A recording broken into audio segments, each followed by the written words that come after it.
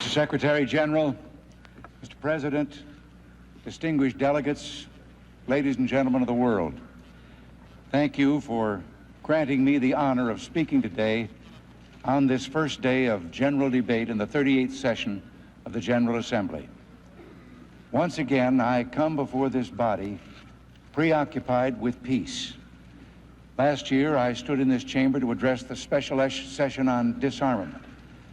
But I've come today to renew my nation's commitment to peace. And I have come to discuss how we can keep faith with the dreams that created this organization. The United Nations was founded in the aftermath of World War II to protect future generations from the scourge of war, to promote political self-determination and global prosperity, and to strengthen the bonds of civility among nations. The founders sought to replace a world at war with a world of civilized order. They hoped that a world of relentless conflict would give way to a new era, one where freedom from violence prevailed. Whatever challenges the world was bound to face, the founders intended this body to stand for certain values even if they could not be enforced, and to condemn violence even if it could not be stopped. This body was to speak with the voice of moral authority. That was to be its greatest power. But the awful truth is that the use of violence for political gain has become more, not less, widespread in the last decade. Events of recent weeks have presented new, unwelcome evidence of brutal disregard for life and truth. They have offered unwanted testimony on how divided and dangerous our world is, how quick the recourse to violence. What has happened to the dreams of the UN's founders?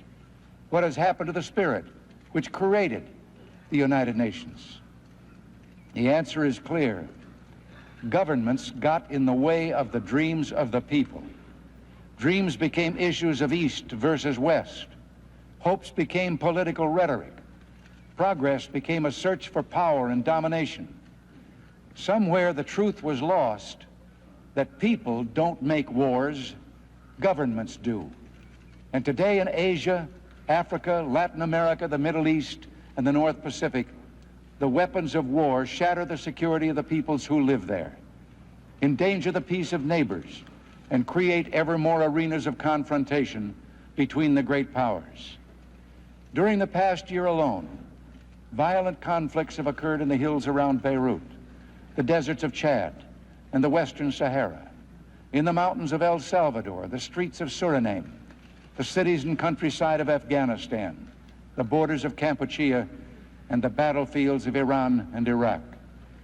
We cannot count on the instinct for survival to protect us against war. Despite all the wasted lives and hopes that war produces, it has remained a regular, if horribly costly, means by which nations have sought to settle their disputes or advance their goals. And the progress in weapons technology has far outstripped the progress toward peace. In modern times, a new, more terrifying element has entered into the calculations: nuclear weapons. A nuclear war cannot be won, and it must never be fought. I believe that if governments are determined to deter and prevent war, there will not be war. Nothing is more in keeping with the spirit of the United Nations Charter than arms control. When I spoke before the second special session on disarmament, I affirmed the United States government's commitment and my personal commitment to reduce nuclear arms and to negotiate in good faith toward that end. Today, I reaffirm those commitments. The United States has already reduced the number of its nuclear weapons worldwide, and while replacement of older weapons is unavoidable, we wish to negotiate arms reductions and to achieve significant, equitable, verifiable arms control agreements. And let me add, we must ensure that world security is not undermined by the further spread of nuclear weapons. Nuclear non-proliferation must not be the forgotten element of the world's arms control agenda. At the time of my last visit here, I expressed hope that a whole class of weapons systems, the longer-range INF, intermediate nuclear forces, could be banned from the face of the earth.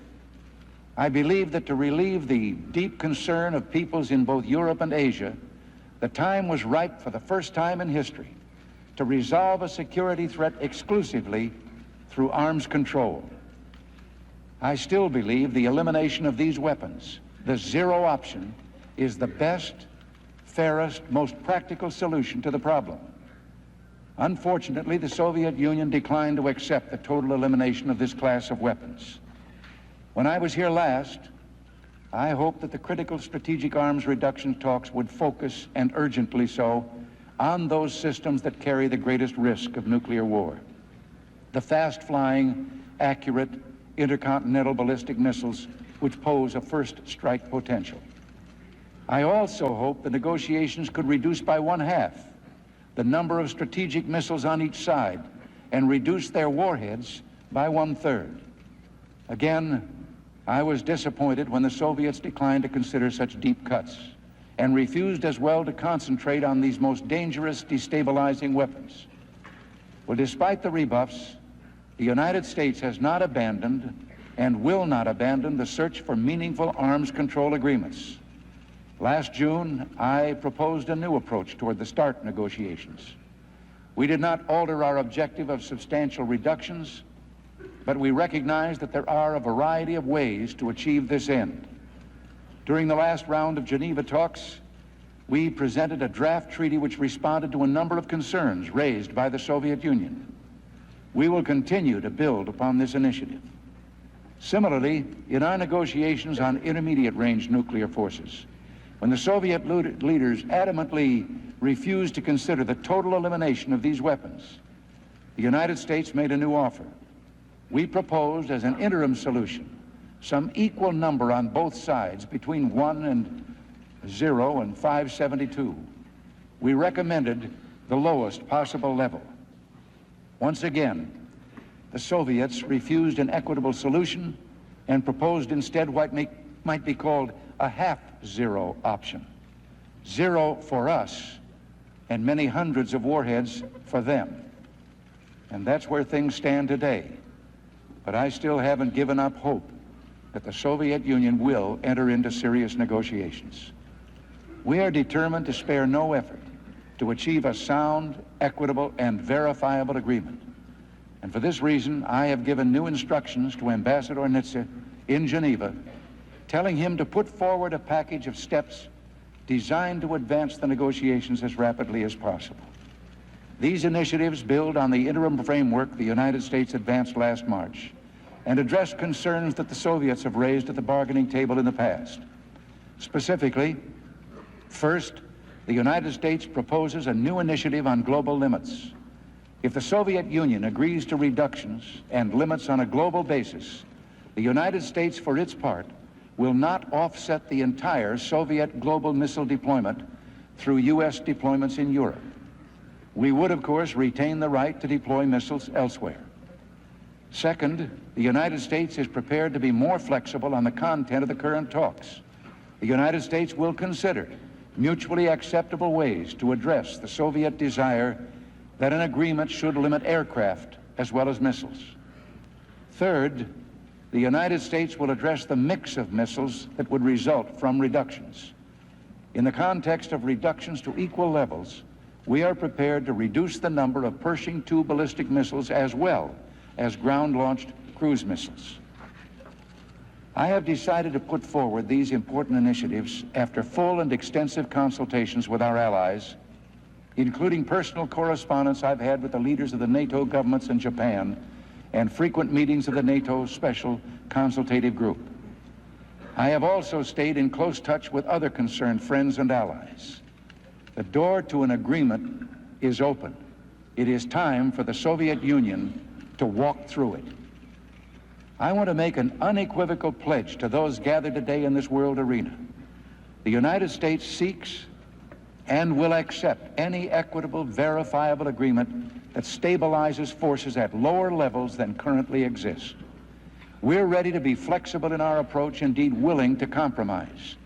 We cannot, however, especially in light of recent events, compromise on the necessity of effective verification. Reactions to the Korean airliner tragedy are a timely reminder of just how different the Soviets' concept of truth and international cooperation is from that of the rest of the world. Evidence abounds that we cannot simply assume that agreements negotiated with the Soviet Union will be fulfilled. We negotiated the Helsinki Final Act, but the promised freedoms have not been provided, and those in the Soviet Union who sought to monitor their fulfillment languish in prison. We negotiated a biological weapons convention, but deadly yellow rain and other toxic agents fall on Hmong villages and Afghan encampments. We have negotiated arms agreements, but the high level of Soviet encoding hides the information needed for their verification. A newly discovered radar facility and a new ICBM raise serious concerns about Soviet compliance with agreements already negotiated. Peace cannot be served by pseudo-arms control. We need reliable, reciprocal reductions. I call upon the Soviet Union today to reduce the tensions it has heaped on the world in the past few weeks and to show a firm commitment to peace by coming to the bargaining table with a new understanding of its obligations. I urge it to match our flexibility. If the Soviets sit down at the bargaining table seeking genuine arms reductions, there will be arms reductions. The governments of the West and their people will not be diverted by misinformation and threats. The time has come for the Soviet Union to show proof that it wants arms control in reality, not just in rhetoric. Meaningful arms control agreements between the United States and the Soviet Union would make our world less dangerous. So would a number of confidence-building steps we've already proposed to the Soviet Union. Arms control requires a spirit beyond narrow national interests.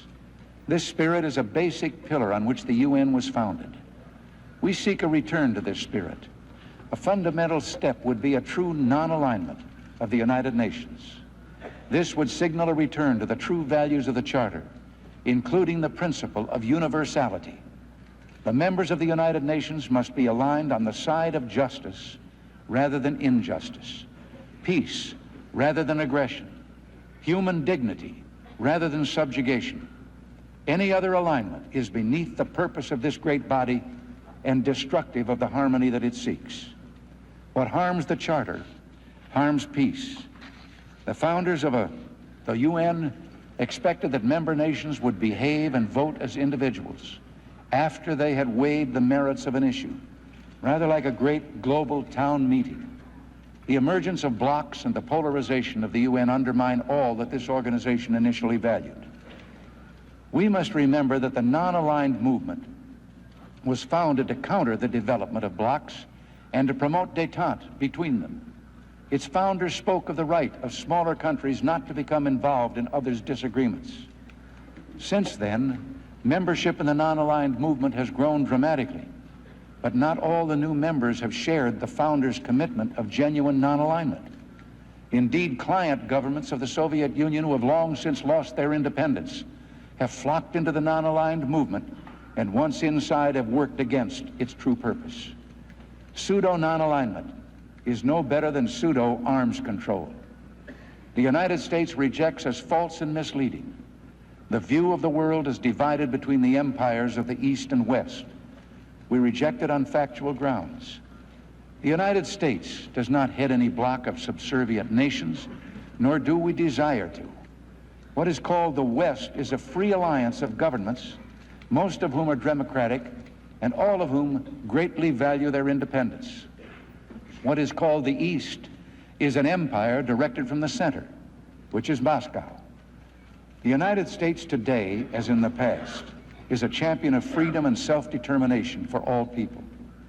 We welcome diversity.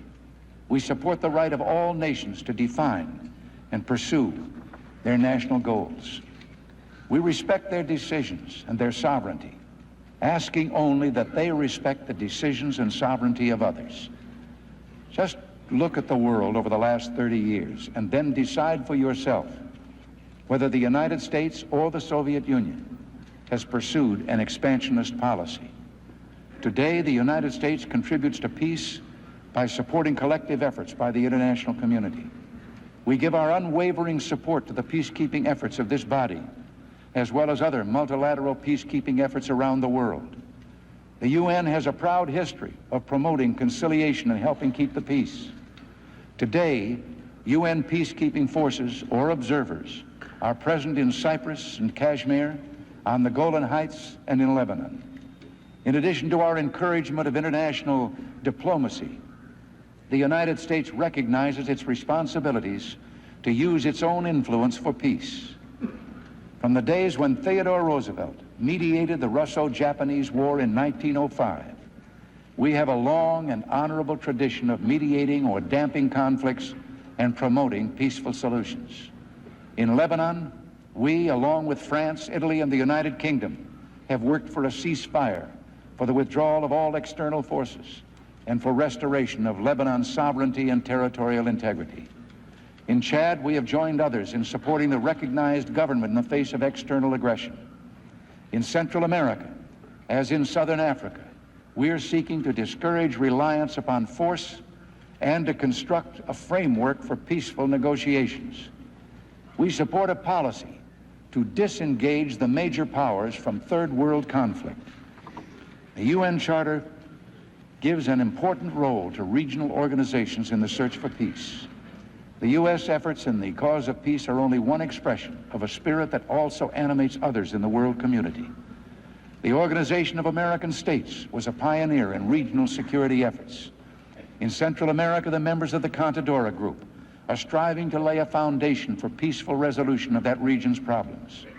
In East Asia, the Asian countries have built a framework for peaceful political and economic cooperation that has greatly strengthened the prospects for lasting peace in their region. In Africa, organizations such as the Economic Community of West African States are being forged to provide practical structures in the struggle to realize Africa's potential. From the beginning, our hope for the United Nations has been that it would reflect the international community at its best. The UN at its best can help us transcend fear and violence and can act as an enormous force for peace and prosperity. Working together, we can combat international lawlessness and promote human dignity.